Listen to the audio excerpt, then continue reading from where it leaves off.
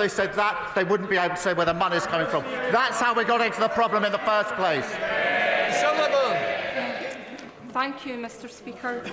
Few things are more harrowing than a parent's desperate and repeated attempts to access the mental health support their child needs. Organisations like Smile, a counselling service supporting young people in the Bathgate and Linlithgow constituency, are stepping into the breach whilst young people languish on waiting lists without the help they need. Over the last decade, Smile has been a lifeline for thousands. Will the Prime Minister join me in wishing Declan and the team at Smile a very happy 10th birthday and thank them for their invaluable work in supporting our young people and families? Well, Mr Speaker, can I join her and commend all the staff at Smile for their vital work. Far too many young people are left without the support that they need. And that's why we're recruiting an additional 8,500 mental health workers, providing access to specialist mental health professionals in every school, and funding talking therapies across the country to bring down waiting times and get people the care that they need. After a blunder. With the so-called EU-UK Reset Summit less than 2 weeks away, will the Prime Minister reassure the House that he will not hand over any British sovereign powers, particularly hard-won controls over our UK fishing waters, in backroom deals with Brussels? Mr Speaker, as she knows, we committed to resetting the relationship with the EU. We think there's a better deal that can be had. I'm not going to provide a running commentary. What I can say is this. We will act only, as we always do, in the national interest. We've secured a very good deal with India. We're talking to the US, and we're going for a reset with the EU to boost our economy. Thank you, Mr Speaker.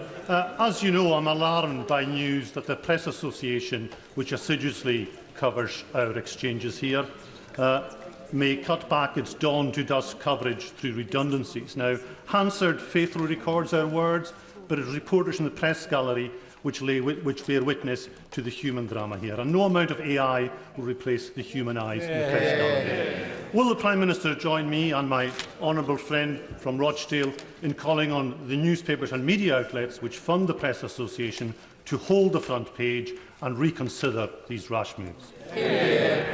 Well, Mr Speaker, he raised a really important point. We enjoy free press and independent journalism in this country. Across the world, journalists risk their lives and lose their lives doing what they do best, independently pursuing the truth. And I've been on many occasions to award ceremonies, usually on a yearly basis, where the names of those journalists that have either lost their lives or their freedom is read out. And it's always a humbling reminder of the really important work that they do. Final question, Mike Wood. Thank you, Mr Speaker. And Mr Speaker, as you know, Parliament has banned charging of electric vehicles in its underground car park because of safety concerns. And yet, local authorities around the country often feel powerless to stop the construction of battery energy storage systems near people's homes, near our rivers and canals, despite 3 fires already this year. Will the Prime Minister look again at his planning and infrastructure bill to make it easier, rather than harder, for local communities to have a meaningful say? Mr Speaker, I'm really proud that on our planning and infrastructure we're taking the action that hasn't been taken for years to drive our economy. And I'll remind him it was the thing that was signalled by the OBR as the single biggest driver of growth over the coming years. That completes Prime Minister's questions. Let the front bench change over.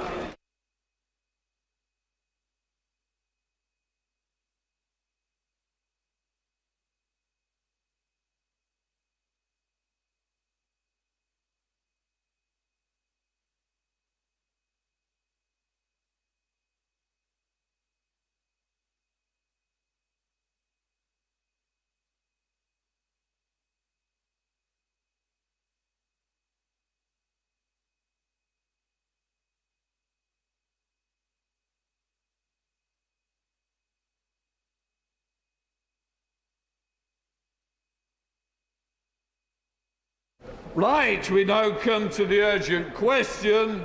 Stuart Andrew. Thank you, Mr. Speaker. To ask the Minister if he will make a statement.